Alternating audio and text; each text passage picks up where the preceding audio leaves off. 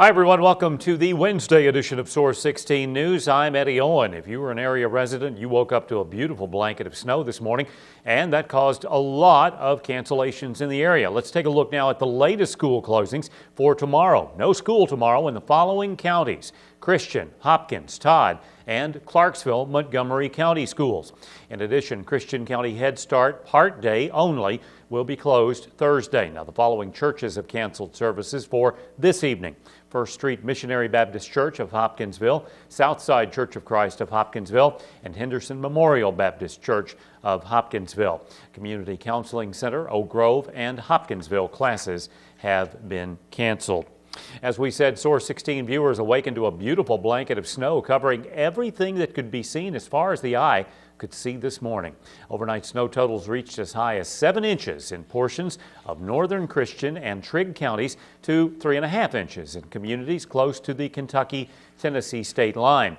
While some other western Kentucky counties in our viewing area reported about 1.5 inches or less of snow, local and state road crews were busy most of the night salting and clearing main roads, while secondary roads are still covered with inches of snow and are still hazardous. Numerous minor accidents were reported in the Source 16 viewing area when the brunt of the snowstorm hit yesterday afternoon, causing road conditions to quickly deteriorate. While road crews did a great job clearing the main roads, tonight motorists will need to use extra caution on secondary roads, which have not been salted and will remain slick and hazardous. If you are going to be out and about tonight, please slow down and use caution, as refreezing is likely to occur in some spots, even on the main roads, as the temperature drops. Meanwhile, Hopkinsville officials reported today that the Street Division of the Public Works Department had 2 salt trucks in operation around 1 o'clock this morning, and 2 more trucks and 2 backhoes were out by 5 o'clock this morning to cover 4 defined snow routes of city streets totaling 54 miles. Now, according to city officials, the Public Works Department has an ample supply of salt on hand, having received a delivery of 125 tons December 28th. City officials say they anticipate receiving another 125 tons of salt within the next 2 weeks in anticipation of further winter hazards. A Gilbertsville man was killed this morning in a wreck on Interstate 24 in Lyon County due to icy road conditions. About 7:50, Kentucky State Police report that 46-year-old Charles Sibbles of Gilbertsville was driving his pickup truck westbound on I-24 at exit 40 near Catawba when he drove across the US 62 bypass and lost control of his truck due to the ice-covered roadway. Sibbles' truck reportedly hit a bridge rail, then entered the median and hit a guardrail before it came to a stop. Police say Sibbles and his passenger, 21-year-old Clinton Sibbles, got out of their vehicle for safety reasons, and about 5 minutes later, a pickup truck driven by 31-year-old Sherry Reed of Eddyville crossed the same ice-covered bridge and lost control. According to state police, Reed's vehicle entered the median and hit Charles Sibbles, throwing him about 20 feet, breaking his left leg and causing internal trauma. Police say Sibbles was transported to Caldwell County Hospital, where he died from his injuries. Reed was transported to Western Baptist Hospital with undisclosed, non-life-threatening injuries. State police say the westbound lane of I-24 was shut down for about an hour and then reopened. A former University of Kentucky basketball player has joined the governor and First Lady in supporting higher graduation rates across the Commonwealth. Jamal Mashburn joined Governor Steve Beshear and First Lady Jane Beshear today and urged lawmakers to pass House Bill 225, which would gradually increase the mandatory attendance age for high school students from 16 to 18. Mashburn, who spent 13 years in the NBA after playing for the Wildcats, pledged his support for the bill, saying he struggled early in high school, but encouragement from family and teachers helped pull him through. Nearly 6,000 Kentucky students dropped out in 2009. Nearly 26% of adults statewide currently possess less than a high school diploma. The bill would gradually increase the mandatory attendance age to 17 in 2015 and then to 18 in 2016.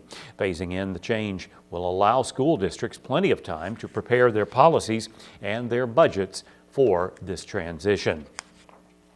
A multinational corporation donated thousands of dollars today to a Hopkinsville program that helps local teens struggling with drug abuse. This afternoon, Walmart officials donated $20,000 to keep the Christian County Juvenile Drug Court running.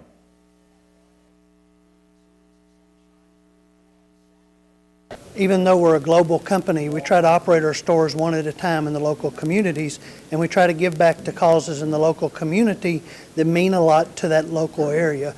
And Walmart was able to help at this time, and we were more than happy to join forces with others in the community who's raising money to be able to help keep the drug program alive. District 8 State Representative John Tilley requested the donation to help offset the drug court's financial difficulties.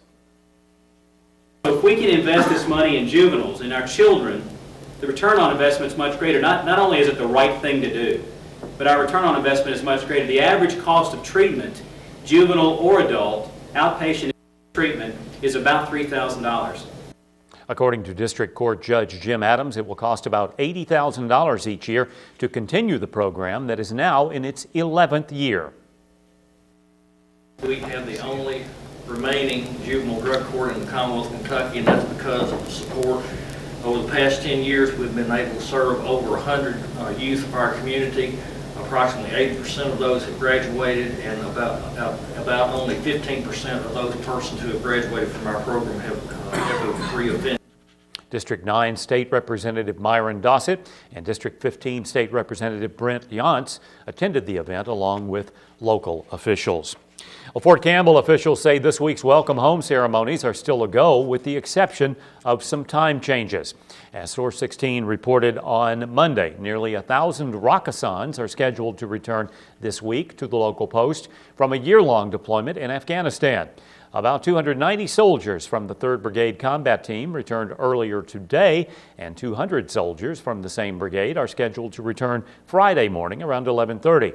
Meanwhile, 2 flights are scheduled Saturday night for 5:45 and 7:30 for more returning Rakkasans.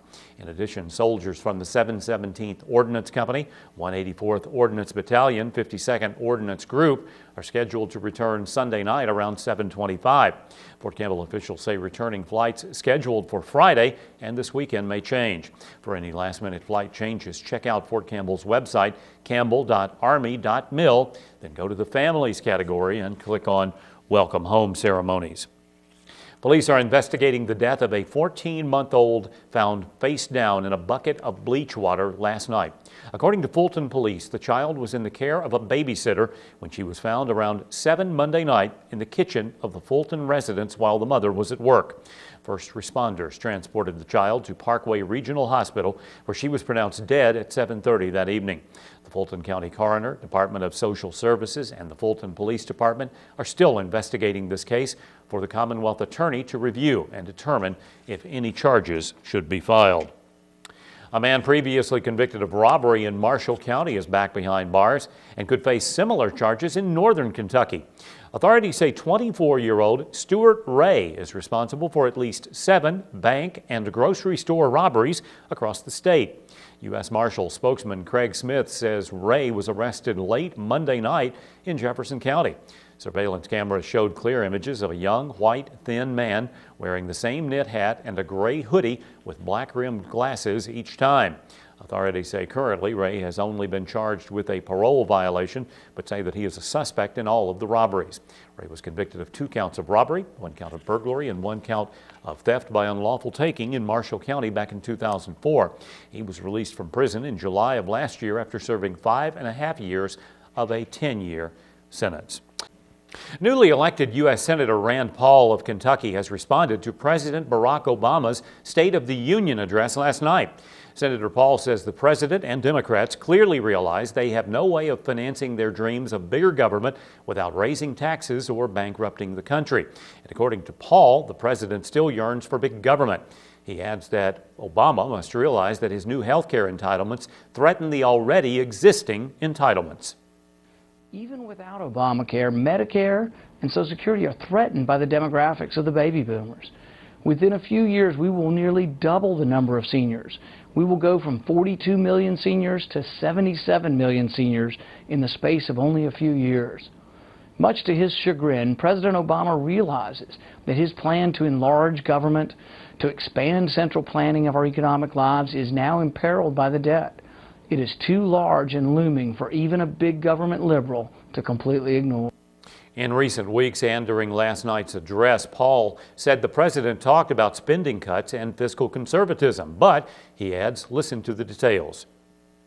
He is by nature a progressive, a believer that government is the answer, that an elite few can make society better if only they had enough money.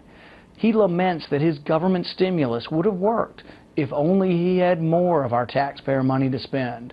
No matter that the government stimulus plan spent $400,000 per job created. For 19 months, unemployment has hovered near 10%. After a $1 trillion government stimulus and $2 trillion in Federal Reserve stimulus, the President and the Democrats in Congress say we can solve this problem with more spending and printing of more money. That's ridiculous, and the American people have had enough. Ultimately, the senator says it may take another election to right the ship of state and allow us to leave behind this terrible recession and joblessness. He adds that day cannot come soon enough. Make-up days and a draft budget that includes a property tax rate increase and an employee pay raise were approved by the Christian County Board of Education during last night's meeting. Board members unanimously approved February 11th, February 21st, and April 21st as 3 make-up days. Meanwhile, the 2011-12 draft budget includes a 4% property tax increase and 1% employee raise, despite federal stimulus money not being budgeted.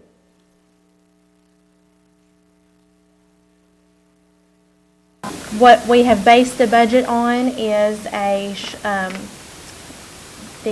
shortfall that has been announced for the SEEK funding resulted in a reduction of SEEK funding across the state and for Christian County in the amount of $748,313. In other business, Barry Cornelius was reelected board chairman and Sheila Cottrell was elected as board vice chairman. Jack Lackey Jr. was reappointed school board attorney. In other action, a motion to endorse a smoke-free Kentucky Coalition resolution failed, with Betsy Glover and Linda Keller voting no and Mary DeBoe not voting. Christian County School Board also approved renovations worth nearly $300,000 to the running track at Stadium of